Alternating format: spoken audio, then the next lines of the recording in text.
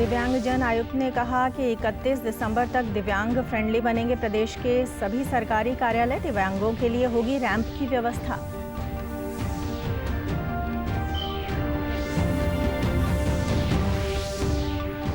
फतेहाबाद के बहल भूमिया गांव में भी मेरा गांव सुरक्षित गांव अभियान के तहत 100% पात्र लोगों ने करवाया कोविड-19 टीकाकरण।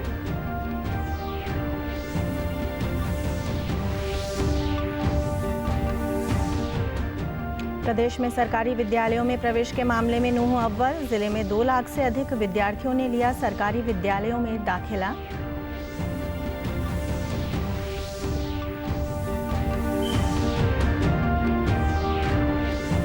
और मेरा पानी मेरी विरासत योजना का लाभ उठा रहे हैं कैथल के किसान। पानी की बचत के साथ निःशुल्क होगा फसलों का बीमा। नमस्कार, मैं ऋतु कौशिक। अब समाचार विस्तार से। सामाजिक न्याय एवं अधिकारिता मंत्रालय द्वारा प्रदेश के दिव्यांगजनों के लिए नियुक्त प्रदेश आयुक्त राजकुमार मक्कड़ ने कहा है कि हरियाणा दिव्यांगजनों को देश में सर्वाधिक 2500 रुपये पेंशन देता है। प्रदेश में दिव्यांगों के लिए मंत्रालय द्वारा विभिन्न योजनाएं शुरू की गई हैं। भिवानी में आज आदर्श पुनर्वास केंद्र एवं शिक्षण संस्थान में आयुक्त ने कहा कि प्रदेश के 28,22,756 लोगों को 11,000 करोड़ रुपए सामाजिक पेंशन प्रदान की जा रही है। अधिक दिव्यांगता वाले लोग हैं, उनको हरियाणा सरकार 2,500 रुपये महीना पेंशन देती है। तो आपको यह जानकारी देते हुए मुझे अच्छा लगेगा कि भारत में किसी भी राज्य में सर्वाधिक पेंशन, डिसेबिलिटी पेंशन हरियाणा सरकार देती है। इसके अलावा जिनका कोई अंग भंग हो गया, ऐसे लोगों के लिए हम समय समय पर जिलानुसार कैंप्स लगाते रहते हैं। कभी भारत सरकार की कंपनी है एलिम्को के माध्यम से लगाते हैं, कभी भारत विकास परिषद के माध्यम से लगाते हैं, कभी और सामाजिक संस्थाओं के माध्यम से लगाते हैं। दिव्यांगजन आयुक्त ने कहा कि 31 दिसंबर तक प्रदेश के सभी सरकारी दफ्तरों को दिव्यांग फ्रेंडली बनाया जाएगा।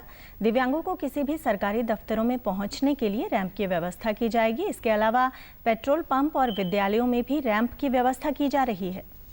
एक्सेसिबल इंडिया करके हमने अभियान ये शुरू किया है। अभी तक हमने पायलट प्रोजेक्ट के रूप में गुरुग्राम और फरीदाबाद इन 2 जिलों को चुना है।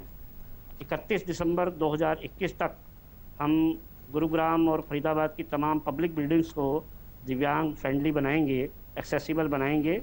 कोरोना के कारण से कुछ रुकावटें ज़रूर आई हैं, आप और हम सब समझ सकते हैं, क्योंकि अधिकारी कर्मचारी ही नहीं जा पा रहे थे। पायलट प्रोजेक्ट के निर्णयों के आधार पर उनकी असेसमेंट करके उनकी जो रिपोर्ट आएगी, उसके आधार पर हरियाणा की शेष 20 जिलों में भी हम इसको प्रारंभ करेंगे।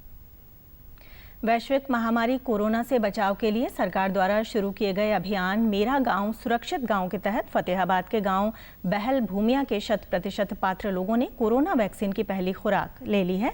गांव में कल ही टीकाकरण शिविर लगाया गया था। स्वास्थ्य विभाग के वरिष्ठ चिकित्सा अधिकारी डॉक्टर भरत ने बताया कि गाँव में अब ऐसा कोई पात्र व्यक्ति नहीं है जिसने वैक्सीन की पहली खुराक न ली हो। अधिकांश ग्रामीण वैक्सीन की दूसरी खुराक भी ले चुके हैं।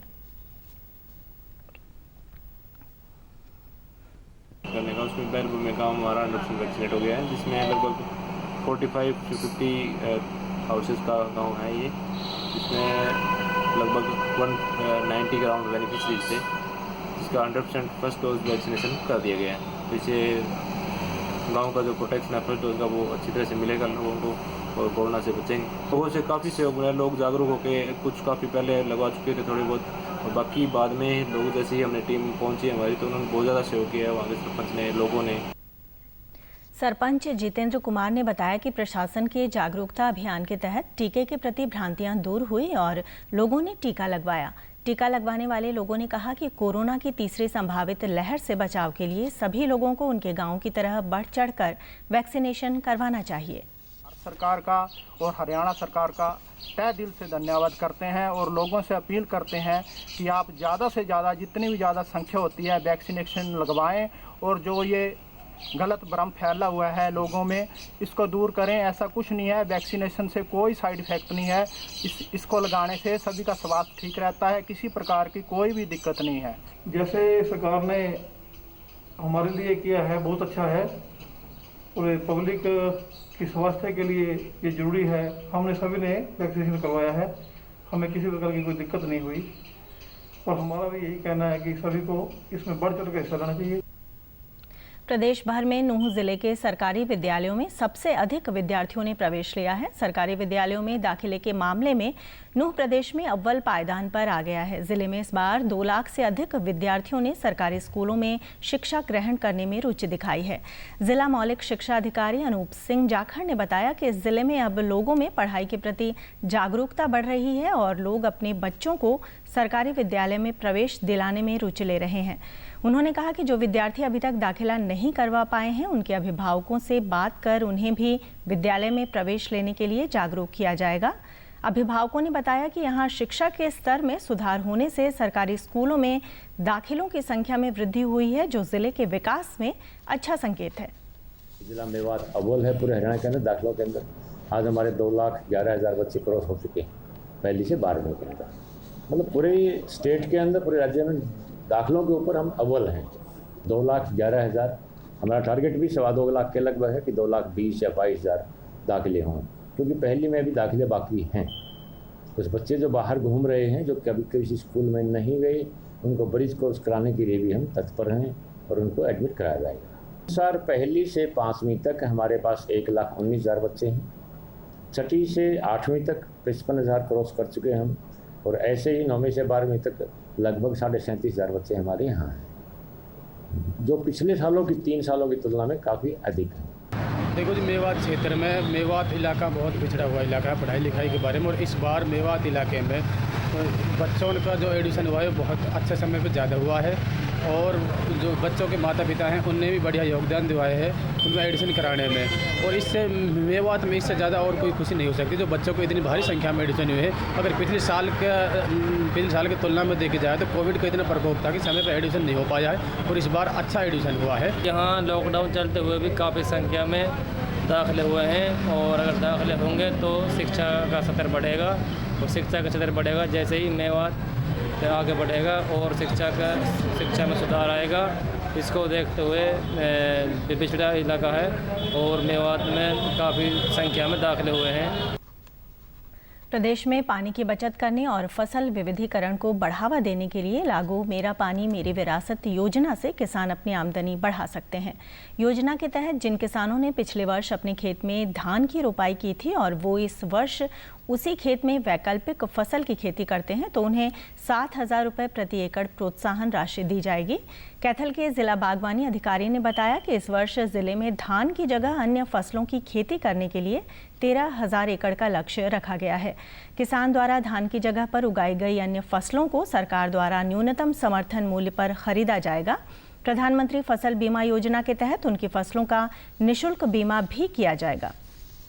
मेरा पानी मेरी विरासत स्कीम योजना लागू की गई थी, जिसमें जो भी अपना धान का रकबा है उसको 50% तक कम करके उसमें किसी भी प्रकार की दलहन वाली फसलें, तिलहन वाली फसलें या मक्का या बागवानी से संबंधित फसलें, बाग लगाए या हाइब्रिड सब्जियां लगाए, उनको 7,000 रुपये प्रति एकड़ देने का प्रावधान किया गया। इस साल भी बाजरा की फसल को छोड़कर मक्का, कपास, दलहनी, तिलहनी और चारा इत्यादि ये बागवानी फसलें लगाने के लिए हमारे पास लक्ष्य आए हैं, और 2 लाख एकड़ पूरे हरियाणा के लिए लक्ष्य दिया गया, और हमारे यहाँ लगभग कैथल में 13,000 एकड़ में हमें ये लक्ष्य दिया गया कि इतना एरिया तो हमने डाइवर्ट करना है।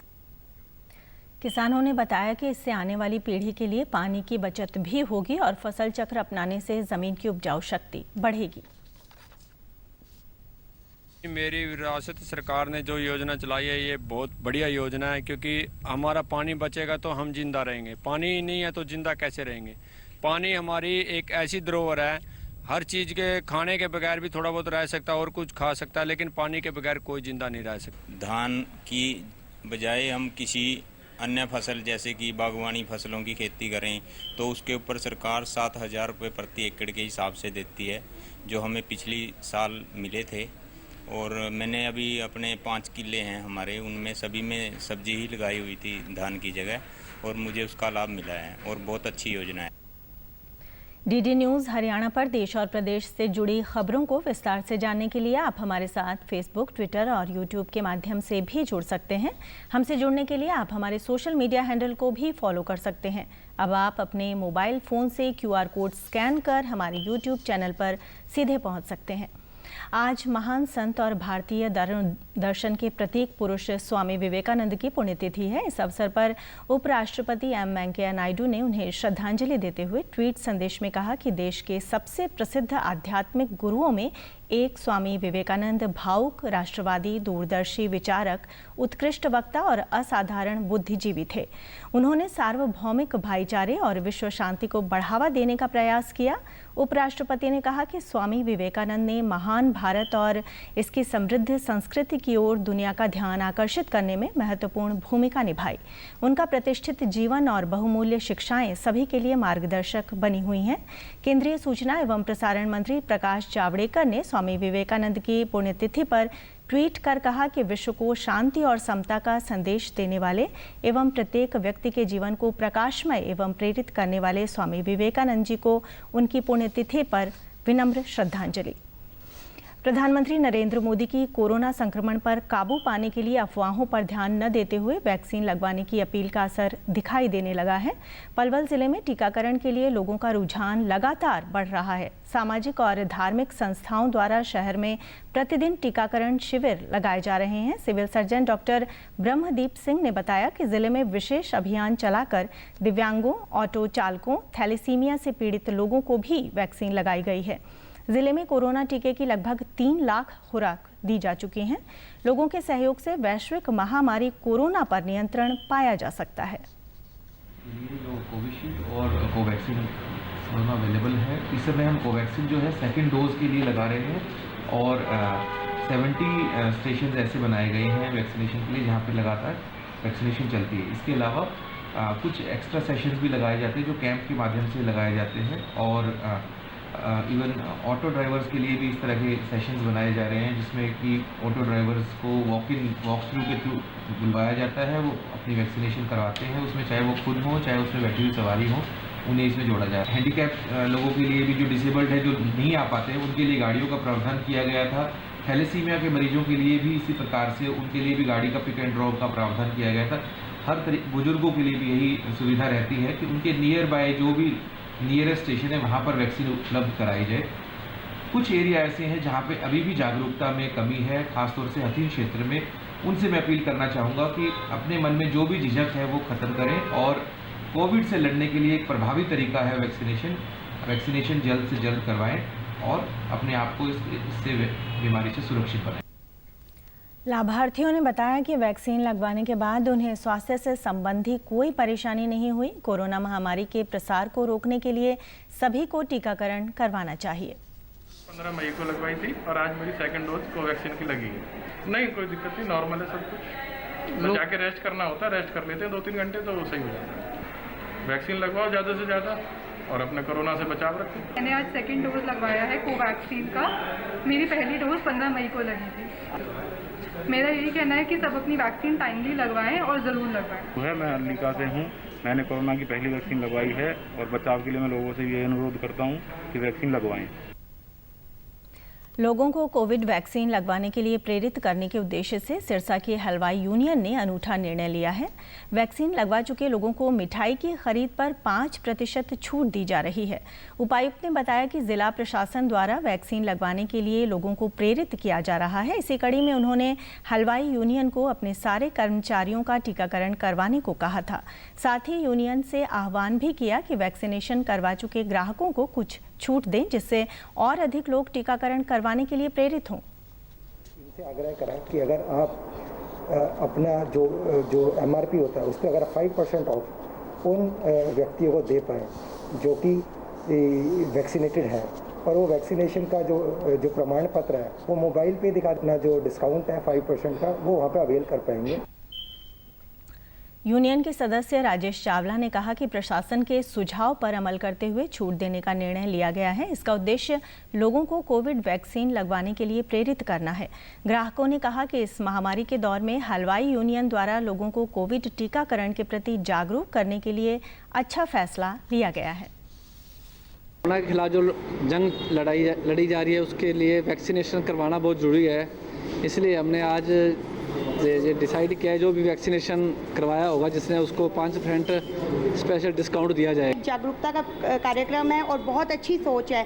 इससे नागरिक जागरूक होंगे और इससे क्या होगा, हमारे देश में एक जागरूकता आएगी और कोविड वैक्सीन जो है हमारे देश के नागरिकों को एक बहुत ज़्यादा नई उम्मीद जगाती। अंत में इस बुलेटिन के मुख्य समाचार एक बार फिर। दिव्यांगजन आयुक्त ने कहा कि 31 दिसंबर तक दिव्यांग फ्रेंडली बनेंगे प्रदेश के सभी सरकारी कार्यालय। दिव्यांगों के लिए होगी रैंप की व्यवस्था।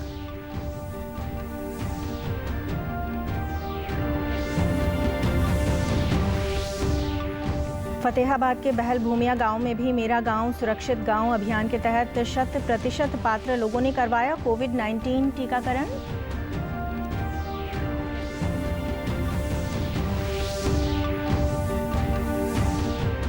प्रदेश में सरकारी विद्यालयों में प्रवेश के मामले में नूंह अव्वल। जिले में 2 लाख से अधिक विद्यार्थियों ने लिया सरकारी विद्यालयों में दाखिला।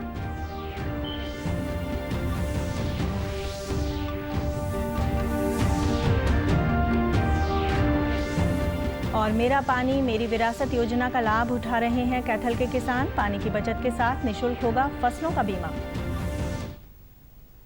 सभी दर्शकों से अपील है कि आप जब भी घर से बाहर निकलें तब मास्क जरूर पहनें, 2 गज की दूरी बनाए रखें और एक नियमित अंतराल पर अपने हाथ धोते रहें। और अगर आप पात्र हैं तो टीकाकरण अवश्य करवाएं, तभी आप कोरोना महामारी से बच सकते हैं। आज के बुलेटिन में बस इतना ही। नमस्कार।